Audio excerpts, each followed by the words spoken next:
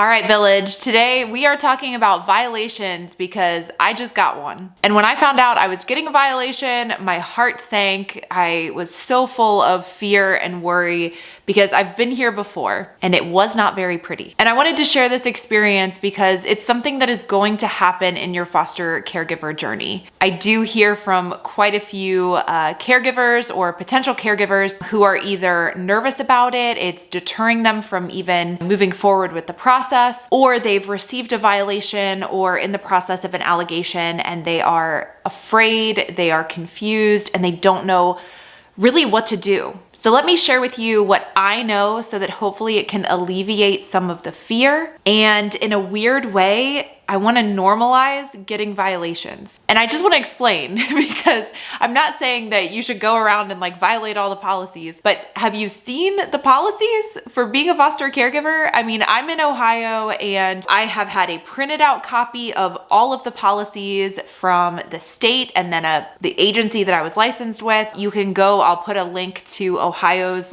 revised code or administrative code. It's a lot to navigate. And I have yet to hear from anyone, and that is including caseworkers, who knows all of the policies, and they're always changing. So I'm going to start by talking about my experience with this most recent violation, why it happened, what I was going through, kind of all of those different pieces. Then I'm going to talk about just the complexity of all of these policies that are in place for foster caregivers. I'll share with you my lessons learned and basically my advice if you're either considering being a foster caregiver or you already are one and this is something that you worry about or that you're facing right now. And I also want to spend a little bit of time talking about how we can work towards solutions so that this process is not as scary. So why did I get a violation? Well, I shared with you guys earlier this year that I had an aged out teen who came back to live with me for a short amount of time. Because she was over the age of 18, I had to go through the whole process of updating my home study. And I believe I have a video about that. I'll link it here in case you want to go back to it. But any adults who are living in the home have to go through a specific process. And you have a certain amount of time, I think it's 30 days, to go through all those checks and then get them added to your home study so that the county can know who is in your home. That's an important piece of information. So I did all of that and that was great. But when that teen abruptly left and I was dealing with the aftermath of that, both in a physical sense and in an emotional sense, I did not think to update my caseworker and my county that there was no longer that adult in the home. It just wasn't top of my mind. I was going through some stuff and it didn't click. And because I didn't have any current placements in the home, to be honest, I didn't think it mattered, but it did. And so when I did inevitably have conversations with my caseworker and informed them that this adult was no longer staying in the home, she did inform me, she supported me through the process, but then also let me know, I think later, hey, just so you know, I'll have to write up a violation. This is why. You have a certain amount of time after a home change to notify us to make that update. And if you don't, you get a violation. And for this particular violation, there was no real corrective action. It was just, hey, slap on the hand and make sure that you're updating us, because it is important. It is important that they know if you're a licensed home, it's your responsibility to keep them updated. And because of my past history with receiving an allegation and subsequent, going through an allegation process and receiving a violation, I was really worried that my license was going to be at risk because I got this violation. And I think that's a lot of people's fear, is that if you make a mistake, that's the end. I'm here to say that, of course, there's a lot of complexities. It's going to depend on your state, your county, your agency, your family, your home, the case, if you currently have children or don't have children placed with you. It's going to depend on a lot of things, but there are a lot of policies that aren't necessarily going to result in something really big happening, like a disruption or losing your license. So a few years back, when I went through an allegation process, which an allegation is something that results in an investigation. So information needs to be gathered before a decision is made. An allegation can lead to a violation, but a violation isn't an allegation. Like, I didn't go through an allegation because I told my caseworker, hey, this child has left. There was nothing to investigate. It was, here's the truth, and it violated a policy, so I got a violation. So I just want to differentiate those two things. And you can go through an allegation, and through that investigative process, you might not be found to have violated any policies. We call that unsubstantiated. So it's an unsubstantiated allegation, and that can happen as well. Allegations are probably going to be a totally different video. I can dive into it if you'd like me to. I volunteer with a nonprofit and we handle a lot of allegations. So I'm going to talk about that in a different video because that's like a whole separate topic. I just want to focus on violations for now. So yeah, I got this violation. It's been a few years since I've had to experience anything. This is only the second time I've received a violation in the 5+ years I've been licensed. And yeah, like it did make my heart like sink when they told me this, but luckily there was a level of reassurance and communication that we had and that we have continued to maintain so that I was just reassured that this isn't going to affect your license at this time. Now, I would imagine if I am breaking all of these policies and just not caring to keep my caseworker informed or, little things around the house, like I'm just not following the policies,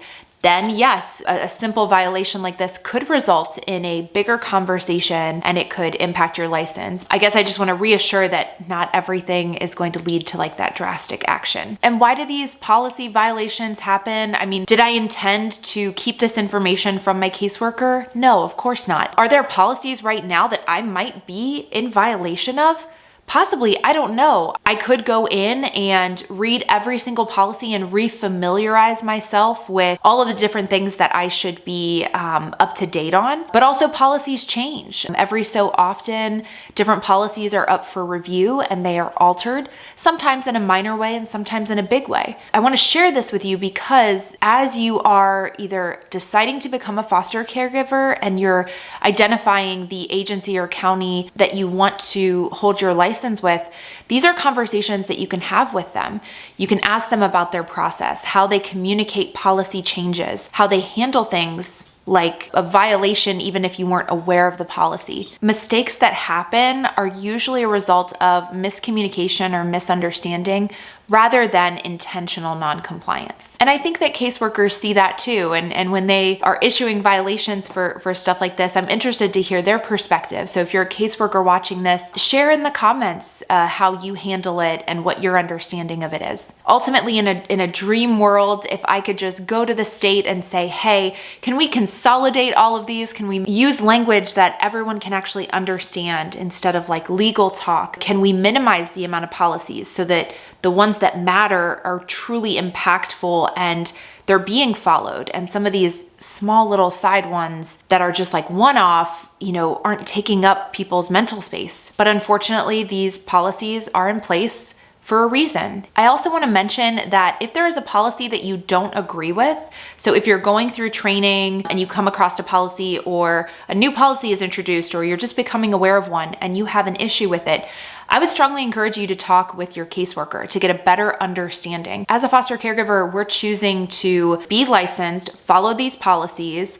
And so if you don't agree, you got to find alignment. You got to find a place in which you can align and comply. Yeah, that could cause some bigger problem. If there are policies that you don't understand and you're questioning, have a conversation. The 3 lessons that I have for caregivers, if you are facing this or if you are afraid of going through this and receiving a violation. Number 1, and I think the most important, is open communication is key. And this will take time. It takes time to build trust and openness with your caseworker and your agency. I'm sure, caseworkers are overburdened with work, and I feel bad when I have to, send a message or get on a phone call because I know they have a lot of work to do. But still, it's a responsibility. It's their responsibility to be available to answer these questions and to support you. So I would recommend just communicating along the way and asking questions if you don't understand. Tied to that, second thing is choosing the right agency. So when you are identifying where you want to hold your license, ask these questions. Ask if you have a dedicated caseworker to support you through this process, not just through the licensing part, but ongoing. What does that support look like? What can you count on as far as communication with your caseworker? What is their caseload? And this could change, turnover of caseworkers changes greatly, but you can at least get a snapshot into what does a caseload look like and what is an ideal caseload versus where they're at right now. This is also where I would ask an agency, can I have a referral from one of your currently licensed foster homes? I want to hear what their experience is like. I've talked about this before, but if they are unwilling to share that information, and if they don't have any willing, families that are going to speak about their experience, I would say that's a pretty big red flag. And then finally, I would just reiterate, don't be discouraged. If you are facing a violation, yes, it can feel like, oh gosh, here I go. Here's evidence that I'm not a good foster parent. But fostering is a learning process, and mistakes don't define your ability to make a difference. I think it's safe to say that for those involved in child welfare, we can agree that there are overwhelming policies that make it unclear or they're not accessible. They're not written in a way that caregivers can understand. And one area I would like to see improvement, and I'm not sure exactly where to start with this because it's a very daunting and bureaucratic process. Change seems to happen slowly at the policy level, but if we could start to work towards solutions on taking these complex policies and simplifying them, making them more digestible, I think it's going to create across the board improvement. Caregivers are going to be focused on care and not oversight. I think that's going to improve the level of care that they give to the children and to the families. I also think that this would support caseworkers in the time it takes to support caregivers through what are these policies? I have to do this write-up on this piece. Let me look this up. Things are changing again. There's like this change fatigue that's being experienced across the board sometimes. So I truly would like to see us start working towards solutions. And I can only speak for what's happening in Ohio, and that's my experience. If there are other states or countries and you're watching out there from one of those places where things are simpler and you're seeing positive change, please share some ideas and let's try to come up with like best practices and like where people can go to start. Because if I knew where to go or how to effectively make that change with policy in Ohio, I would definitely want to be a part of that conversation. And that's coming from somebody who I volunteer with a nonprofit with child welfare. I sit at the table in meetings with the Department of Job and Family Services, and now it's Department of Children and Youth, and I'm speaking with them, but I still don't see that change, and I'm still confused as to where to start. I hope this video gave some insight and alleviated some nerves about what to expect when you're a foster caregiver and you're faced with a violation. Violations are very much a part of the foster caregiver experience, unfortunately. I want to reassure you all, just keep those lines of communication open with your agency and your caseworkers.